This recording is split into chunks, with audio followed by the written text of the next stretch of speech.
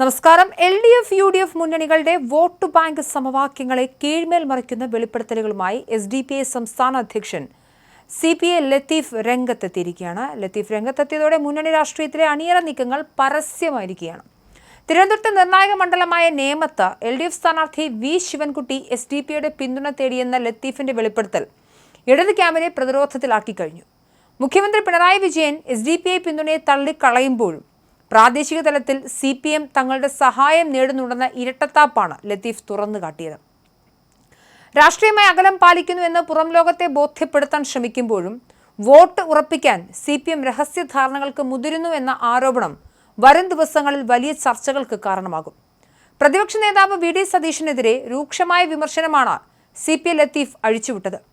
SDPയുടെ vote വേണ്ടെന്ന് പരസ്യമായി പ്രഖ്യാപിച്ച ഏക രാഷ്ട്രീയ നേതാവ് സതീശനാണെന്നും ഈ നിലപാട് ആത്യന്തികമായി BJPയെ സഹായിക്കാനാണെന്നും അദ്ദേഹം കുറ്റപ്പെടുത്തി.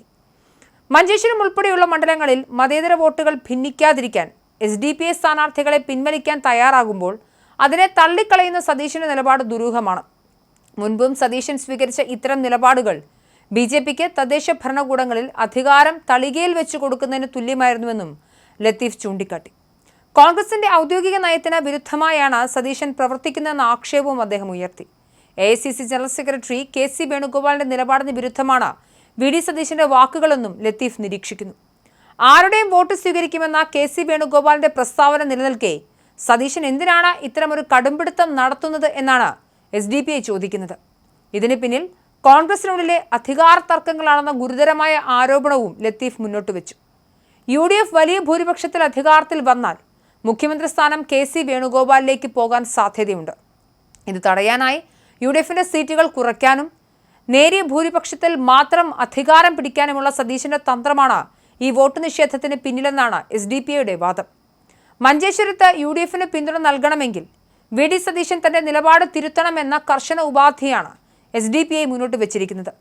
പരസ്യമായി പറഞ്ഞില്ലെങ്കിലും തങ്ങളോട് നേരിട്ടെങ്കിലും തിരുത്തി പറയാൻ സതീശൻ തയ്യാറാകണം.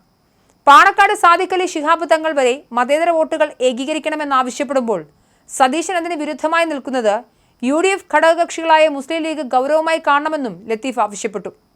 36 സീറ്റുകളിൽ മത്സരിക്കുന്ന തങ്ങൾക്ക് എല്ലാ മണ്ഡലങ്ങളിലും നിർണായകമായ വോട്ടുണ്ടെന്നും അത് വേണ്ടെന്ന് പറയുന്നത് UDFന്റെ വിജയസാധ്യത ഇല്ലാതാക്കുമെന്നും അദ്ദേഹം മുന്നറിയിപ്പ് നൽകി. അതേസമയം SDPI പിന്തുണയെക്കുറിച്ച് CPM പോളിറ്റ് ബ്യൂറോ അംഗം MA ബേബി നടത്തിയ പ്രതികരണം ലത്തീഫിന്റെ വെളിപ്പെടുത്തലുകളെ ശരിവെക്കുന്ന തരത്തിലുള്ളതാണ്. ഏതെങ്കിലും സംഘടനകൾ LDFന് പിന്തുണ പ്രഖ്യാപിച്ചാൽ അത് വേണ്ടെന്ന് പറയില്ലെന്നാണ് ബേബി വ്യക്തമാക്കിയത്. വോട്ട് ചെയ്യുന്നവരുടെ സ്വഭാവ സർട്ടിഫിക്കറ്റ് നോക്കി പിന്തുണ സ്വീകരിക്കാൻ കഴിയില്ലെന്ന ബേബിയുടെ നിലപാട് CPMന്റെ പ്രായോഗിക രാഷ്ട്രീയ തന്ത്രമായാണ് വിലയിരുത്തപ്പെടുന്നത്. RSS ഉയർത്തുന്ന വർഗീയതയും ന്യൂനപക്ഷ സംഘടനകളുടെ സംഘാടനവും ഒരേ പ്രത്യാഘാതമല്ല ഉണ്ടാക്കുന്നതെന്ന ബേബിയുടെ നിരീക്ഷണം SDPയോടുള്ള CPMന്റെ മൃദു സമീപനത്തെയാണ് സൂചിപ്പിക്കുന്നത്.